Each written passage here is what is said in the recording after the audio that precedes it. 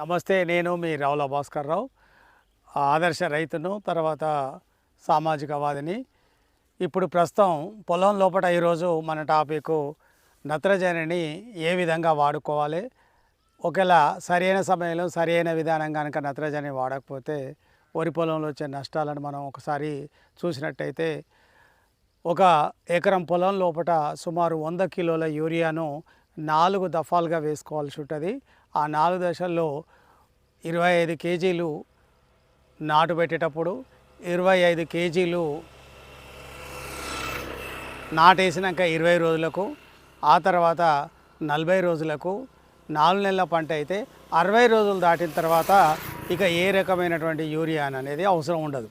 అయితే ఈ కీలకమైన ఈ 4 దశల లోపల కనుక మరి యూరియా వేయడం ద్వారా పత్రహరితం ఎక్కువవుతుంది, అంటే ఆకుపచ్చదనం ఎక్కువవుతుంది. ఎక్కువైనప్పుడు అందులో ఉన్నటువంటి మెగ్నీషియం యాక్టివేట్ అయ్యి కిరణజన్య సంయోగక్రియ సక్రమంగా జరిగి దిగుబడి అనేది ఇతోధికంగా పెరిగే అవకాశం ఉంటుంది. ఈ కీలకమైనటువంటి ఈ 4 దశల లోపల ఈ 120, 135 రోజుల లోపల 60-65 రోజుల లోపలనే మనం యూరియాను క్లోజ్ చేయాల్సి ఉంటుంది.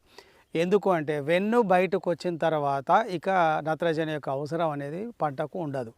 సో ఇప్పుడు మరి యూరియాను 100 కిలోల యూరియాను మనం కనుక పొలంలో ఈ 4 దఫాల్లో వేసుకోవడం వల్ల గణనీయమైన దిగుబడి, ఆశించిన దిగుబడిని పొందవచ్చు.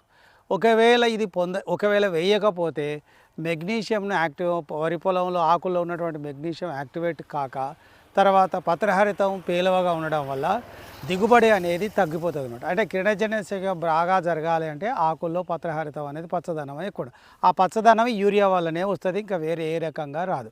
సో మరి ఇప్పుడు ఈ యూరియా కొరత ఉండడం వల్ల ఇందులో ఈ 3 దశల్లో ఏదో ఒక కీలకమైన దశలో యూరియా మిస్ అయినా అప్పుడు ఏం జరుగుతుందంటే దిగుబడి అనేది తగ్గిపోతుంది. దిగుబడి తగ్గిపోతే రైతన్నకు నష్టం జరుగుతుంది. మరి యూరియాకు ప్రత్యామ్నాయంగా కూడా సహజ సిద్ధమైన ఎరువులు ఉండడం, తర్వాత మనం వాడిన కొద్దిపాటి యూరియా, అది రెండు కలిసి పొలాన్ని ఎప్పటికీ పచ్చగా ఉంచుతుంది. కేవలం ఒక యూరియా మాత్రమే పచ్చదంగా ఉంచడం కాకుండా బేసిక్గా అడుగు భాగం లోపల నాటేసడానికి ముందే పశువుల ఎరువు కనుక పొలంలో ఉన్నట్టయితే మనం వేసిన ఎరువు కొంచెం తగ్గినప్పటికీ తట్టుకోగలిగే పరిస్థితి ఉంటుంది.